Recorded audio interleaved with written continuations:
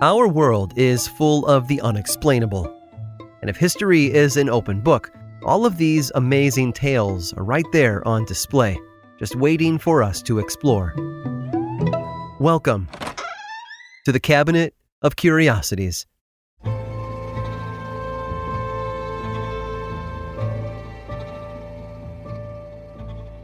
Oftentimes, a vast amount of wealth can draw a lot of attention. Money and fame go together like peanut butter and jelly, or little blue boxes and Tiffany's. But some people are content to just make the money. They don't want the notoriety that comes with having more than everyone else. Unfortunately, and maybe ironically even, the rich don't always get what they want. Joseph Richardson was one of the richest men in New York City in the late 1800s. He was born in England, but came to the United States to establish himself as a contractor. Over the span of his career, he was responsible for the Bridgeport Waterworks and large sections of railroads like the Union Pacific, Missouri Pacific, and Iron Mountain. He loved land, and he snatched up as much of it as he could, accumulating a net worth of $20 million before he died. And yet, despite his vast holdings within New York City, he hated it. Not the money, but the city itself.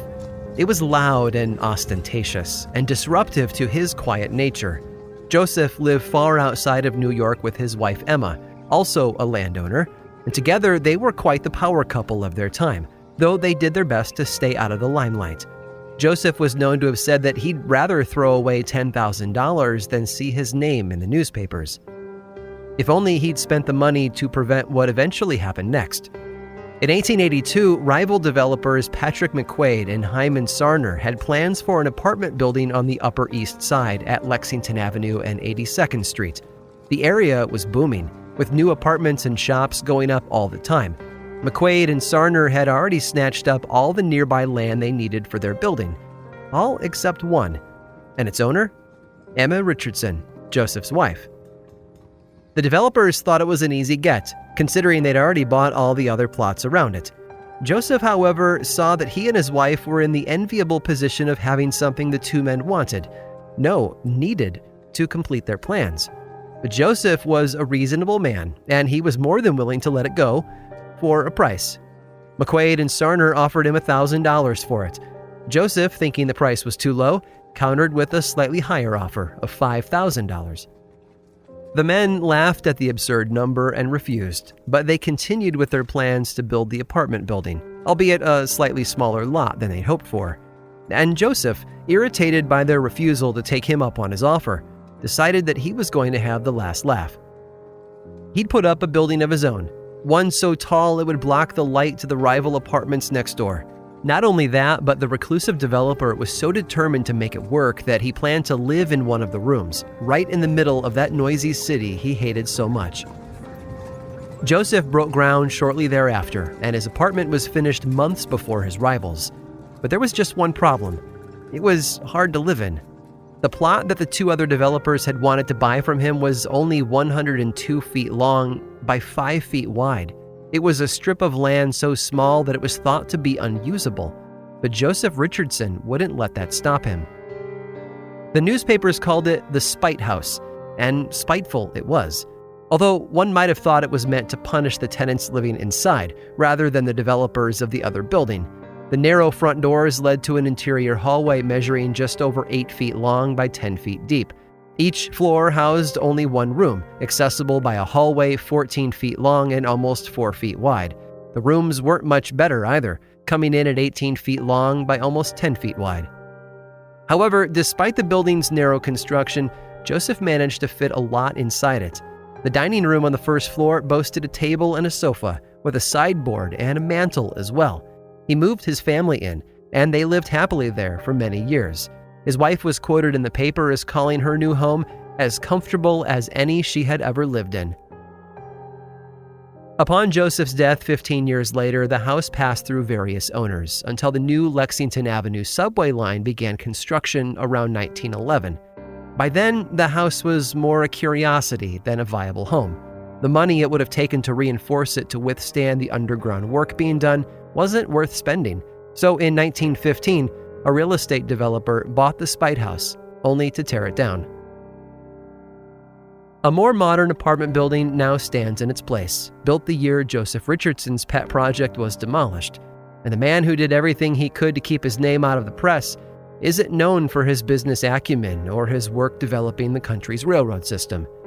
The only thing he's remembered for now is that skinny house and his stubborn will.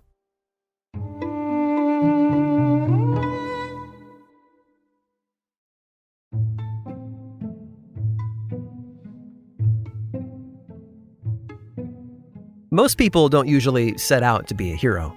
They tend to be pushed into a situation where their will and determination are put to the test. Prove yourself during a time of war, and medals and ticker tape parades aren't far behind. That's just the way things often work. Simon, however, didn't choose to go to war. He was drafted, but his reluctance didn't stop him from helping his fellow troops, and his work following World War II cemented him as a hero of the British military for years to come. Several years after the war had ended, the British Navy got word of a communist uprising happening in China. They sent the HMS Amethyst, an armed frigate, to keep an eye on things in case they got ugly. The ship docked at a port in Hong Kong where one of the younger men, a boy really, 17-year-old George Hickenbottom, stumbled upon someone fending for himself. His name was Simon, and he was sick and hungry and in need of medical attention. George snuck him on board the ship and then helped him get back on his feet. As Simon recovered, he started getting to know the crew. When he was well enough to stand, they allowed him to remain on the ship and even gave him a job. He was put in charge of pest control, a task that he handled with gusto. After all, the alternative was ending up back on the Hong Kong streets, alone and hungry. Captain Ian Griffiths took quite a liking to Simon, as had the rest of the crew, and he became their moral support when times got tough. They shared their food with him and allowed him to sleep where he liked. Later, when Griffiths was promoted and replaced, folks on board the ship worried that Simon might have to go, but the new commander was just as friendly toward him. Soon after, the crew was given new orders to travel to Nanjing and replace the ship that had been on duty there.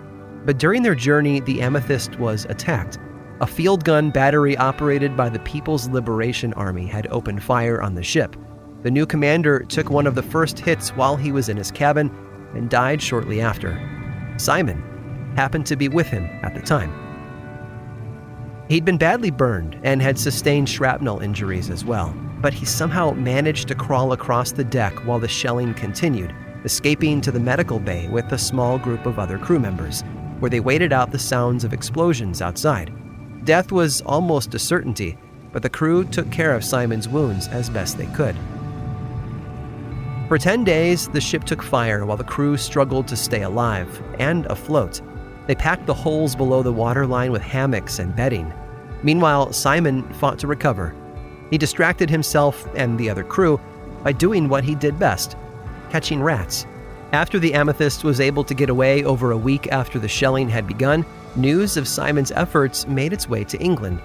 The public was enamored with this unexpected hero, one who had never asked to be part of something so dangerous. But he handled it all with grace, not once succumbing to fear or panic.